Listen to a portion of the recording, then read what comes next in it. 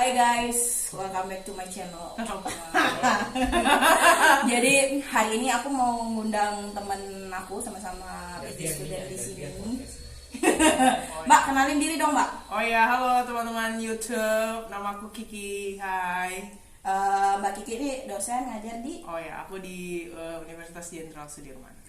Bidangnya Mbak tuh di Faculty of Business ya? Ya, di Fakultas Ekonomi, tapi aku di akuntansi. Oke, lebih ke akuntansi. Ya. Nah, yang menarik dari Mbak Kiki ini adalah Yang menarik risetnya. Bukan dari tapi oke, menarik juga sih. Ini topik risetnya adalah tentang corruption. Kalian tahu sendiri kan, korupsi di Indonesia tuh gemes. Ya. Tadi kita habis ngobrolin juga. Gitu kita sering juga sih, nggak cuma tadi, kita kan sering banget ngobrolin kalau masalah korupsi di Indonesia. Nah, Mbak memilih korupsi ini sebenarnya apakah dari dulu risetnya Mbak emang tentang korupsi waktu masih di Indo? Enggak. Jadi dulu aku model kayak kita dosen muda itu kan biasanya apapun lah ya dikerjain kan. Yes. Maksudnya sambil lagi mencari juga apa sebenarnya topik yang kira-kira kita suka, kita banyak eksplor gitu. Nah, terakhiran itu sebenarnya aku banyak meskipun aku di akuntansi, aku banyak ini loh kerja bareng sama BUMDes. Jadi untuk menginisiasi bikin badan usaha milik desa gitu. Nah, terus di Indonesia itu kan ada undang-undang desa yang salah satu konsekuensinya itu tiap desa tuh dapat 3M itu ya? Iya, dia dapat kurang lebih bisa sampai 1 miliar per tahun untuk per desa. Padahal kan kita punya 70.000 lebih jumlah desa gitu. Dan ternyata karena aku banyak involve di pemerintah desa, juga jadi tahu banyak kendala. Terus ternyata banyak kasus juga terkait maksudnya bantuan dana desa.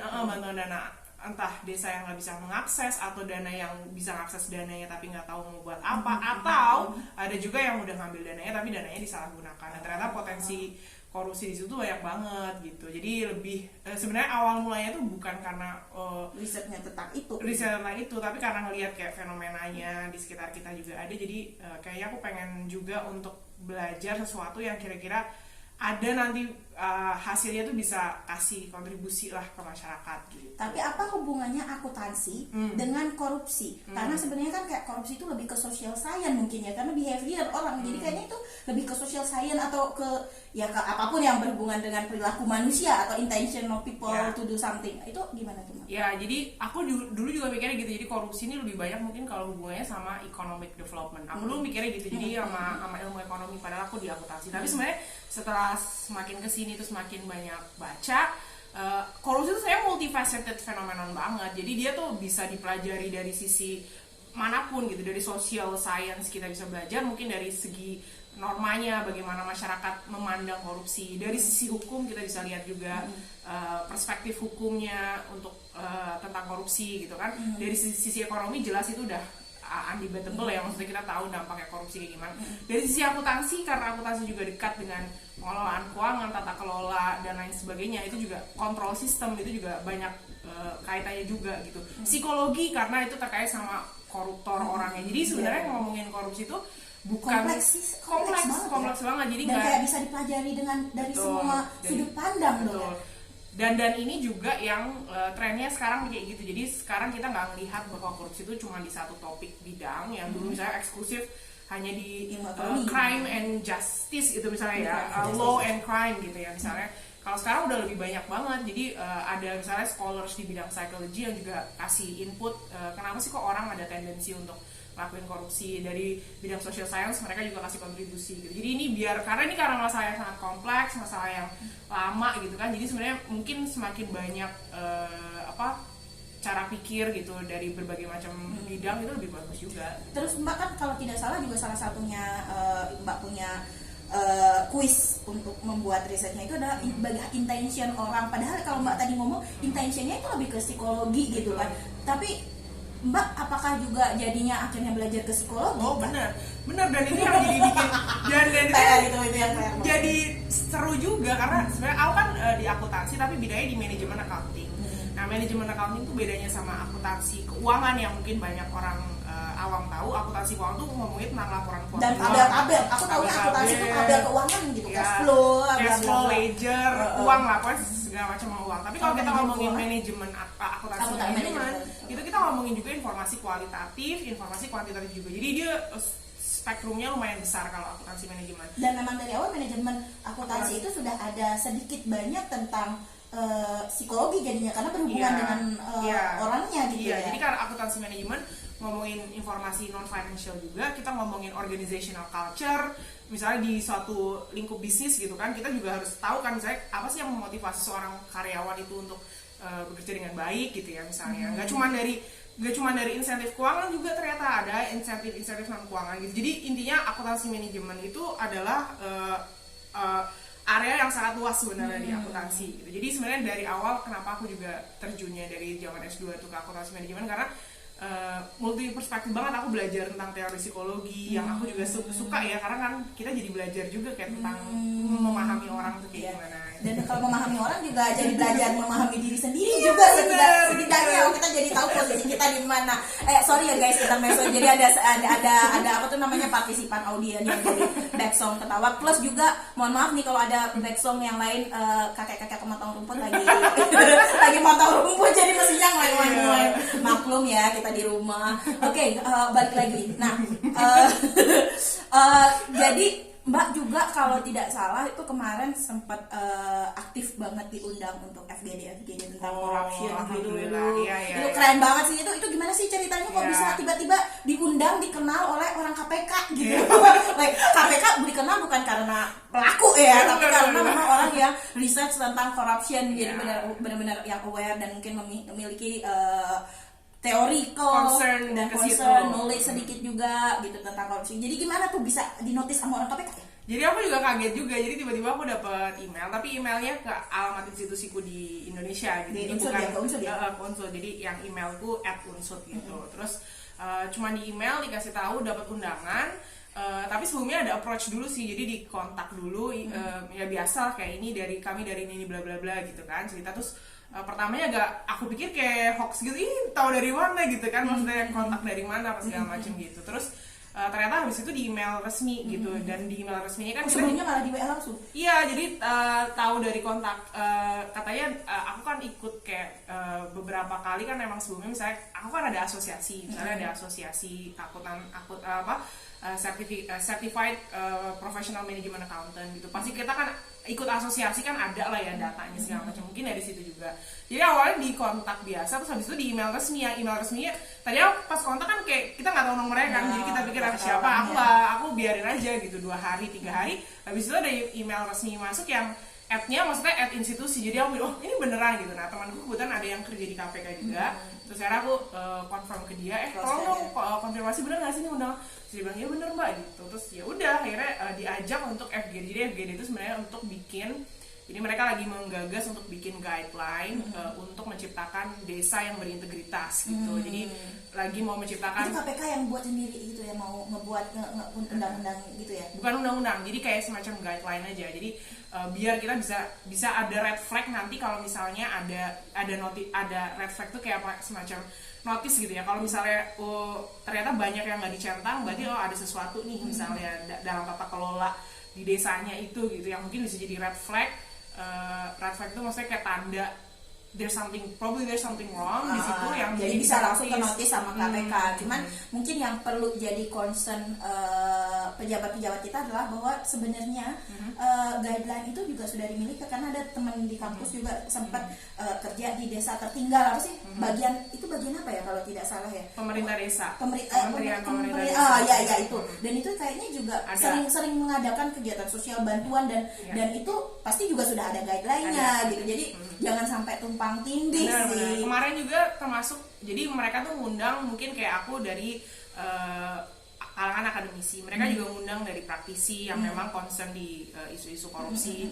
Terus ada juga dari kementerian-kementerian yang lain. Kementerian Desa berarti diundang? Ada Kementerian Desa, dari Kementerian Dalam Negeri, ada BPS segala macam, banyak yang ikut. Jadi memang sebenarnya aku notice juga memang ada sedikit perbedaan, tapi sebenarnya arah tujuannya itu sama gitu. Jadi untuk kayak gimana ngeciptain atau apa ya, bikin guideline lah ibaratnya tata kelola yang baik tuh yang kayak gimana gitu.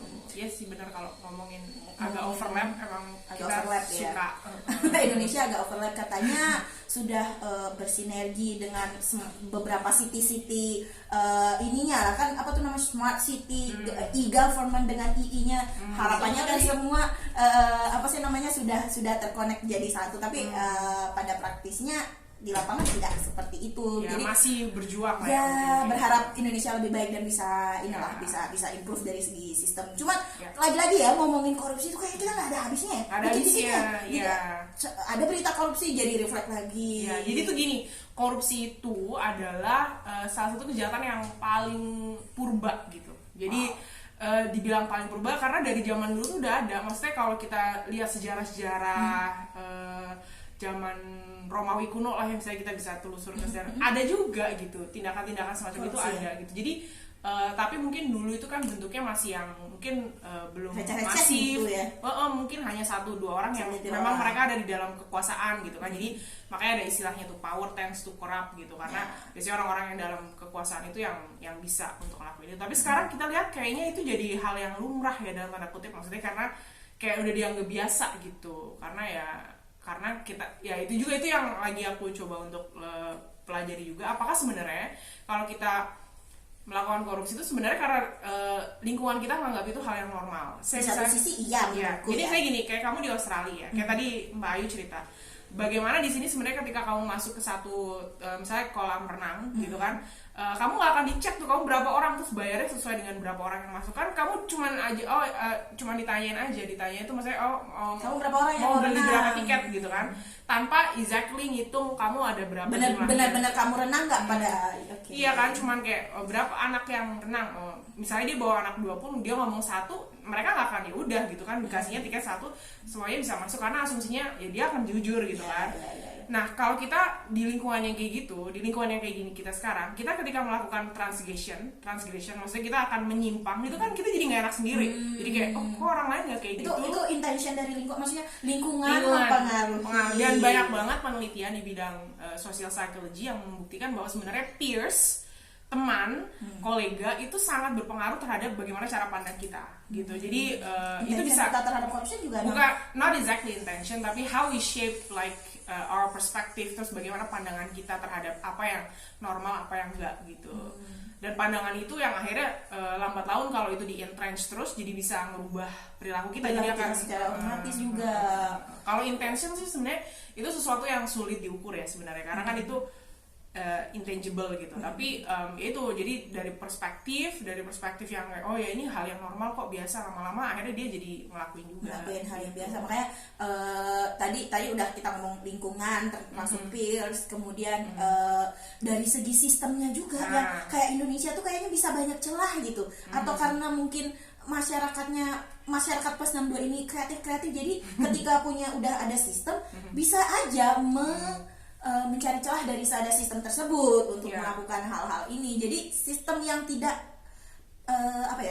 kurang. Jadi sebenarnya kalau dari sistemnya, dari aturan mungkin yang termasuk sistem pelaksanaannya gitu kan banyak banget gitu. Jadi di akuntansi ada namanya sistem informasi akuntansi. Di situ ada satu statement bilang bahwa nggak ada sistem yang sempurna. Which is true ya. Maksudnya karena apa? Sistem itu dibuat oleh manusia dan manusia itu nggak ada yang sempurna.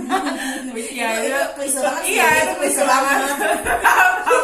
tapi maksudnya itu benar. Jadi emang nggak ada sistem yang sistem sempurna. Jadi pasti misalnya sempurna itu atau cukup itu pada saat itu gitu. Tapi dunia ini kan berkembang ya. Orang tuh berkembang, teknologi berkembang. Makanya lingkungan kita tuh dinamis gitu. Dan sistem yang nggak mengikuti dinamika perubahan itu ya akan obsolete, ketinggalan, dan akhirnya jadi orang punya celah. Nah sebenarnya ngomongin tentang sistem, karena as I said, sistem tuh gak ada yang sempurna. Di Australia pun, misalnya di negara-negara maju yang kita pikir negara yang sudah sangat maju dan tingkat korupsinya tuh sangat rendah, ada juga korupsinya cuy. Jadi nggak ada, tapi mainnya lebih cantik. Jadi tidak semasif Indonesia, tidak seberapa mencolok Indonesia. Di Indonesia tuh kayak jadi hal umum, di level desa pun hanya minta surat-surat itu pun sudah ada sebuah korupsi ya kalau kita bilang, karena ada sedikit suap atau apa. Nah, ini juga menarik. Jadi gini, di Indonesia dan kebanyakan negara-negara yang punya kultur Asia, di mana kita tuh nggak enakan sama orang yang lebih tua. Dimana misalnya pemimpin itu adalah seseorang yang dihormati. Itu ada debate, ada area debatable yang bilang bahwa itu mungkin sebenarnya bukan korupsi. Jadi it's mere a culture gitu. Jadi misalnya gini. Jadi kayak membenarkan sedikit banyak membenarkan Ya, karena bahwa gini, suap-suapan itu jadi culture. Jadi culture untuk sebuah norma yang oke diperbolehkan. Nah, itu makanya di area debatable itu di situ karena gini, misalnya kultur untuk reciprocity itu kamu ngasih apa aku ngasih kamu balik. Itu kan hal yang umum ya. Yes. Di mana di Asian atau mungkin di beberapa African countries juga kayak gitu. Tapi itu hal yang nggak umum di Western. Karena kalau di Western countries misalnya kamu mau ngasih ya itu kamu nggak akan expect untuk apa dapetin itu kan. Tapi kalau kita di Asia